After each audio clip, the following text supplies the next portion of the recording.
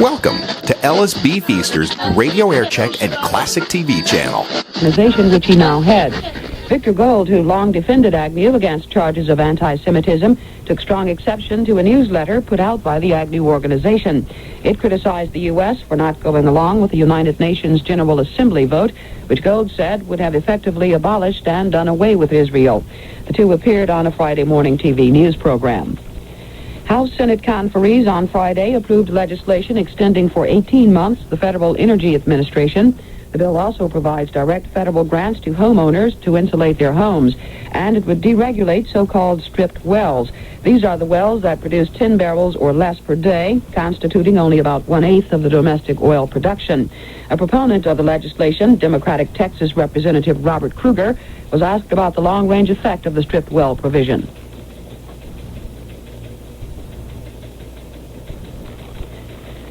Congressman Robert Kruger, we will have that report later if we can get it. Two Soviet cosmonauts went on a photographic search for minerals on Earth Friday from their orbiting laboratory deep in space. They snapped a series of pictures of an area from the southern Ukraine to the Caspian lowlands. The aim was to find mineral deposits. The first organic analysis of the historic handful of Mars dirt appears to bear out what geologists had expected. That dirt was found to contain iron oxide, which accounts for the planet's color. This is your news and information station.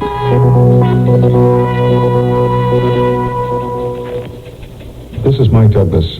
I don't know if you're aware of it or not, but the American Red Cross sets aside an emergency fund each year to provide immediate relief to disaster victims. Unfortunately, there is no way to predict just how many disasters will occur in a given period or time, or how much money will be needed. A bad year can use up all these emergency funds and more.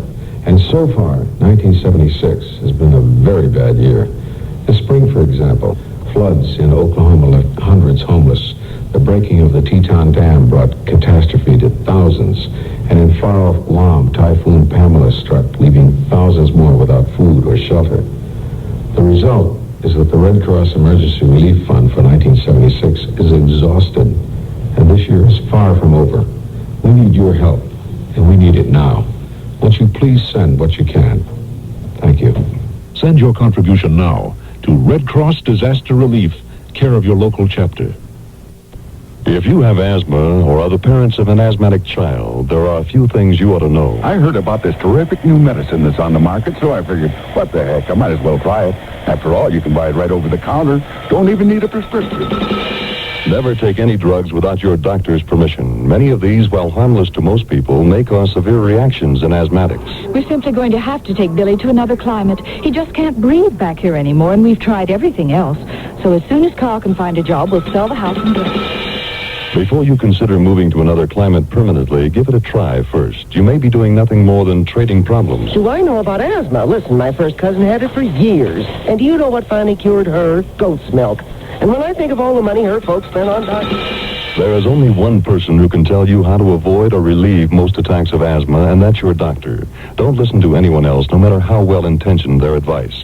Your local lung association considers it a matter of life and breath. Coming up, Alan Walden on Kansas City's best restaurants. First, a check of Friday's sports action. Bruce Jenner won the Olympic decathlon, breaking his own world record with 8,618 total points. The handsome 26-year-old Californian has a movie contract and other offers awaiting him as the world's greatest athlete. Jenner jumped into the lead in the second day of the two-day 10-event decathlon with a 15-foot, 9-inch pole vault. He then closed out the competition with a 224 feet, 9.5-inch javelin throw, and a second place in his heat of the 1,500 meters with a time of 4 minutes, 12.5 seconds. Dwight Stones overcame a crescendo of boos and catcalls by the hostile Canadian crowd to easily qualify for the Olympic high jump finals. Stones says anybody who wants to beat me will have to break the world's record. He holds that mark at 7.7. Kay Spinks will be at ringside instead of in front of a borrowed TV set when her sons go after Olympic boxing gold medals at Montreal. An anonymous donor has made it possible for Mrs. Spinks to leave her home in a St. Louis public housing project and watch two sons, Leon and Michael, compete Saturday night. She had been featured in a story in the St. Louis Post-Dispatch on Thursday, The newspaper received a call from a man in St. Louis County who said he wanted Mrs. Spinks to be able to see her sons in the finals in person. He said he would pay the costs, but wished to remain anonymous. The man was quoted as saying, "Whatever the cost, I want to do it. I have played sports all my life, and so have my kids. I can't think of anything better than going to see my kid win a gold medal in the Olympics." The nation's capital now has a firm offer of a minor league team until Major League Baseball returns. George Sisler, the president of the International League, says he is ready and willing to transfer a franchise to Washington at once. It is now 12 minutes past the hour.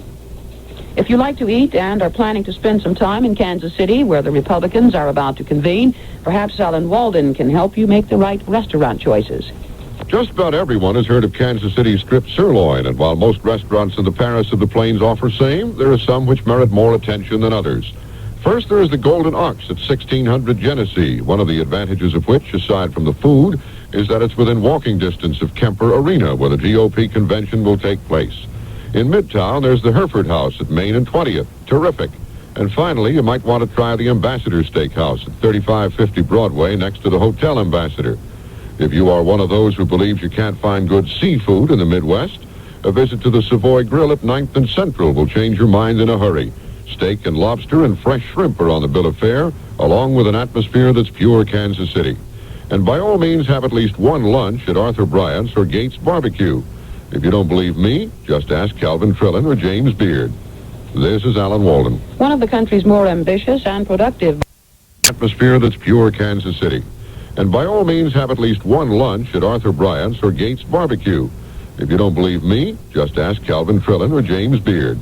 This is Alan Walden. One of the country's more ambitious and productive bicentennial programs is the Neighborhood Cleanup Project in Louisville, Kentucky. Here is Rosemary Frasino. The Bicentennial Block Cleanup Project was undertaken to revitalize the downtown neighborhoods in Louisville.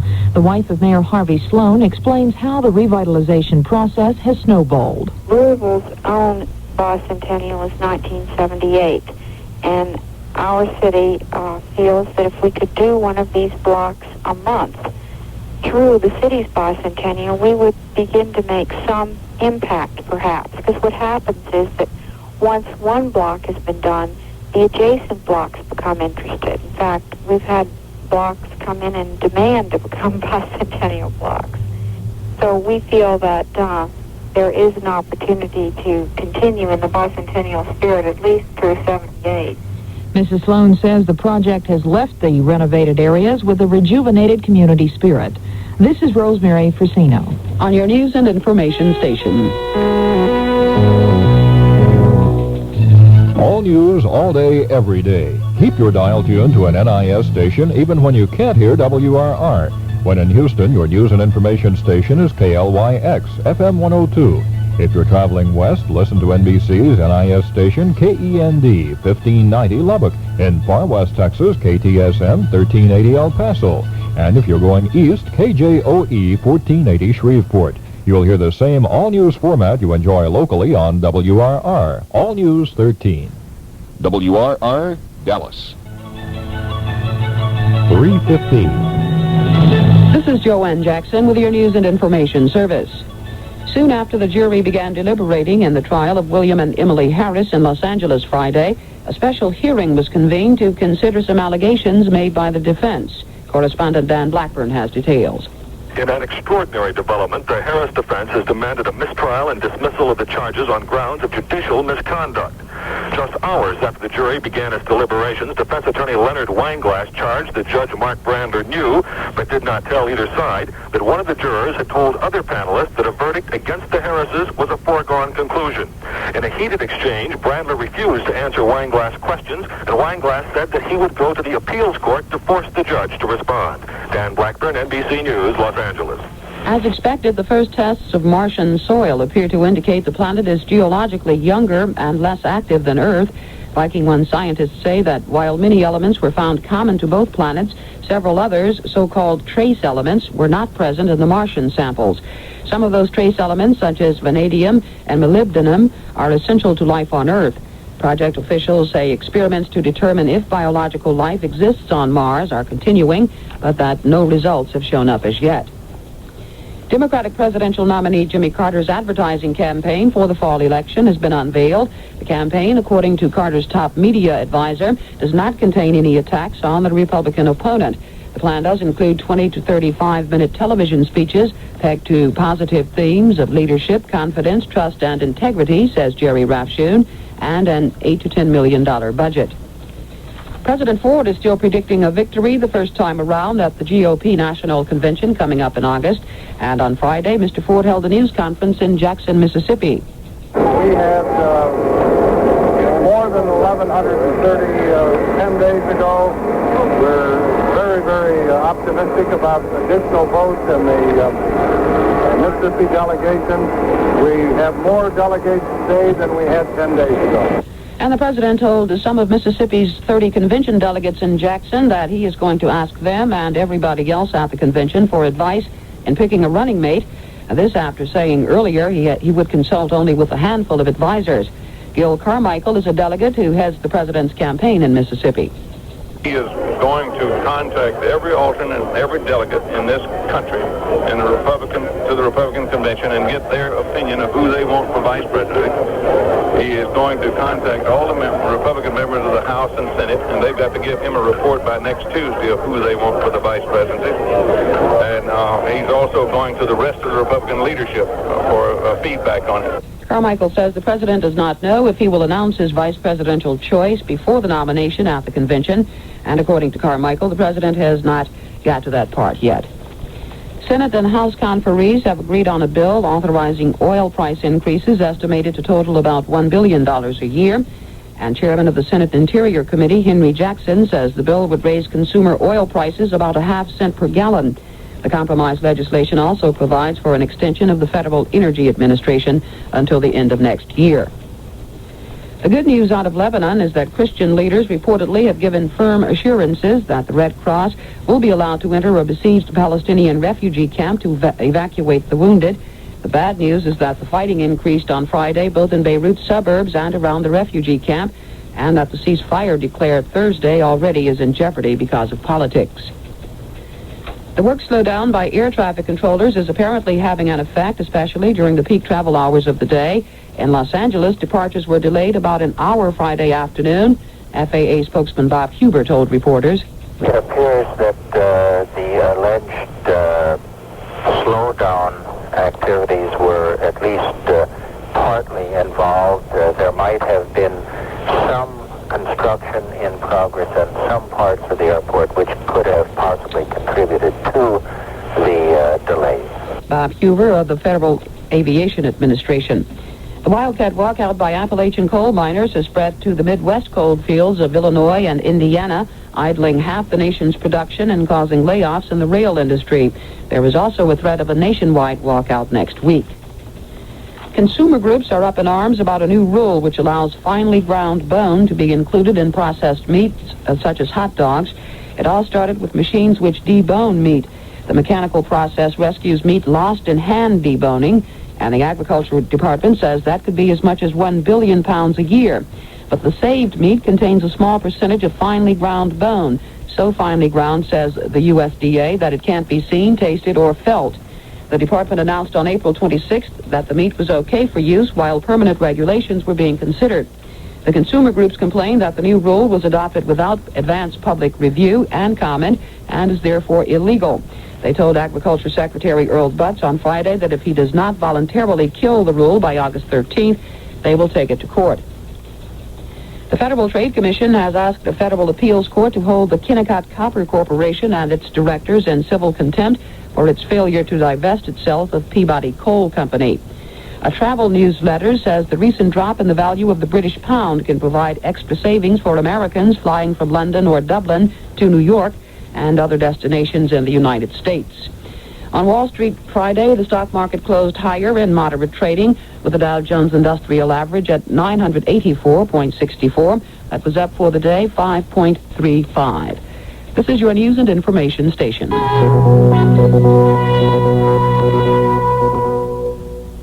The Soviet film industry has it both ways. While professing a high-minded disdain for the whims of popular taste, it also makes a fat profit. This is Dick Culp with a report on the Soviet film industry. The Russians rate among the world's greatest moviegoers. Each year, 4.5 billion tickets are sold. That's an average of 18 annual visits to the movie house by every man, woman, and child in the country. That adds up to more than $20 million a year. Out of that, the state takes 40%. The rest goes toward keeping film production going at a steady rate. The Soviet Union's 19 feature film studios, among them, turn out around 140 pictures a year. Yet for all that activity, the words Soviet cinema still conjure up little to the average foreign filmgoer beyond the pre-war masterpieces of Sergei Eisenstein and others, and the occasional screen versions of 19th century Russian novels. For those foreigners who regularly see films in Moscow, run-of-the-mill Soviet films often seem marked by stereotyped situations, two-dimensional characters, technical incompetence, and crude social moralizing. Soviet cinema officials admit many pictures are poor, and the chief of the Film Workers Union recently lashed out at what he called faceless gray films, but he defended the moralizing and insisted on the didactic role of the cinema. Nikolai Sisov is general director of Moscow's Mosfilm Studios. He's also a deputy chairman of the State Committee of Cinematographers. He says he never hesitates to say that the Russian cinema is a state cinema. Popularity is not its main principle. He says its social and political tasks are the main thing, which means educating the feelings of the people. Popularity, however, is thrust upon the nation's filmmakers, with 15 to 20 million people going to see the average picture against what's reckoned to be a financial break-even point of 10 to 12 million. War films are very popular and seem to strike a deep chord in Soviet citizens. They seem to satisfy the need for violent action. This is Dick Culp. Howard Teichmann's topic today, power, not getting it or keeping it, but the effect of it on those without it. Power is what's being sought after this season. The White House is up for grabs, so is the entire House of Representatives and 1/3 of the United States Senate. Of course, there's a lot of power other than political. There's the military, there's the power of the press, there's the great influence that radio and television are supposed to exert. Equal to any, I believe, is the power of the dollar. Wealth has a weight all of its own. One of the great Wall Street financiers, the fierce and frightening John L. Loeb, made it his habit to busy himself with something, anything, on his desk while a visitor was being ushered into his office. After a few moments of fiddling, Loeb would look up and inquire as to the hour of the day. Once, a minor associate entered the great man's office and found him, as usual, busying himself behind his desk. When Loeb stopped and asked what time it was, his terrified visitor replied, "Whatever time you say it is, Mr. Loeb." This is Howard Teichmann. Utah Congressman Alan Howe is adamant in his position to seek re-election despite his conviction on a morals charge. Howe has a new trial coming up, and correspondent Kurt Roberts talked with one of his attorneys about plans for the proceeding. Summarizing the arraignment proceedings, Assistant Defense Attorney Dennis Dahl says he is seeking an 8-member jury for the appeal trial. Asked for an 8-man jury, or an 8-person jury, I guess would be a better way to put it. Yeah, and the judge said that I was only entitled to 4 men, but I researched it, and I believe we are entitled to an 8-man jury. With an 8-member jury, Dahl says it's easier to establish a reasonable doubt of the lower court trial conviction. He says Howe has a right to the larger jury, and the defense team wants to assure that Howe gets that right. I'm Kurt Roberts in Salt Lake City. Chinese authorities have issued a new earthquake warning, saying strong aftershocks from this week's 2 massive earthquakes may occur within a day or two. This is your news and information station.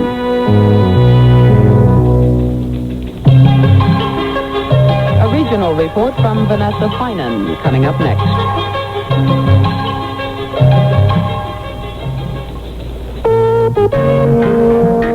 Following recent incidents at their home caused by an unwanted visitor, a couple in the Silver State has become much less bullish on their neighbors. Vanessa Finan has the story. A couple in Nevada say they are getting the runaround and a lot of bull from the sheriff's and the district attorney's offices in Virginia City. Bob Harbeck and his wife say they complained to the law enforcement officials several times about a loose bull running on their property, but they got no action. Mrs. Harbeck says she went down and filed a complaint, but the sheriff's office says it was written on the wrong form. Now Mrs. Harbeck is in a hospital in Reno after the bull knocked her through a fence. The Harbecks say the owner of the bull, the 102 Ranch, promised on several occasions to take care of the problem, but they obviously never did. Vanessa Finan in Reno. Bob Hamilton is chief of the Office of Earthquake Studies at the U.S. Geological Survey and was interviewed by NBC News on the recent China earthquakes. Mr. Hamilton says the mammoth tremors were caused by the movement of 3 plates of the Earth's crust, and in cases of large, shallow earthquakes, aftershocks often continue for many weeks, often months after. It is impossible to tell just how much damage was caused, but Hamilton speculates the area to the east of Peking was probably hardest hit. The construction in that area is mainly unreinforced masonry buildings and mud houses, and we know from experience that these houses collapse or suffer severe damage in the event of an earthquake. The latest reports from China say the death toll from last Wednesday's quake may reach the hundreds of thousands. Massive relief operations are underway, but there is no official word on the extent of the damage. More news coming up in just a moment.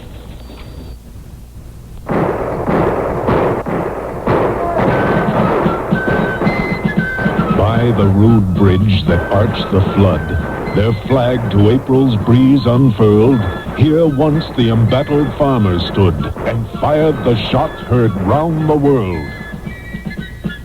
They were volunteers then, Minutemen summoned by the bell of freedom to fight for an independent nation.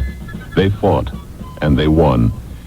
Now, as we celebrate the 200th year of our independence, volunteers are still helping to keep America strong and free. By their service in the National Guard and Reserve, they supply almost 30% of our military manpower at a cost of only a small fraction of the defense budget.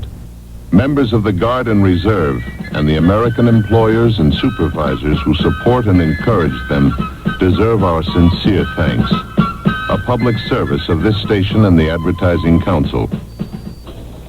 The Soviet Union is threatening to withdraw from the last 2 days of Olympic action unless Russian diver Sergei Nemzanov is returned to the team. The young man has apparently defected, but Canadian authorities say they do not know exactly where he is now.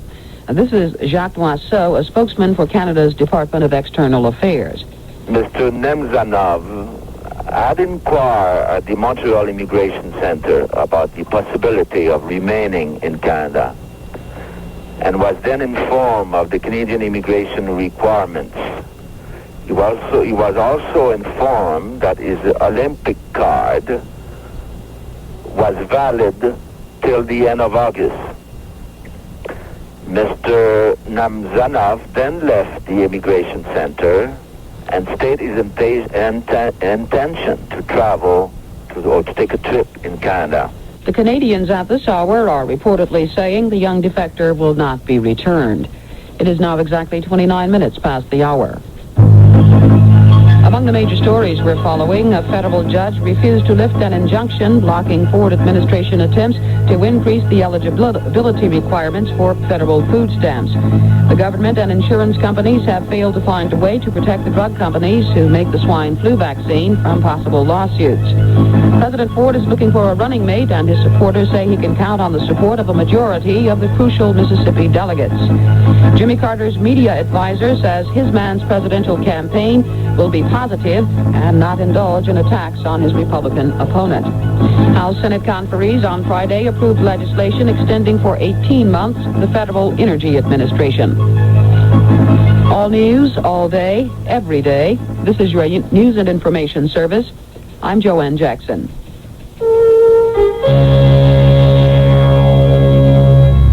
All News 13, WRR, Dallas.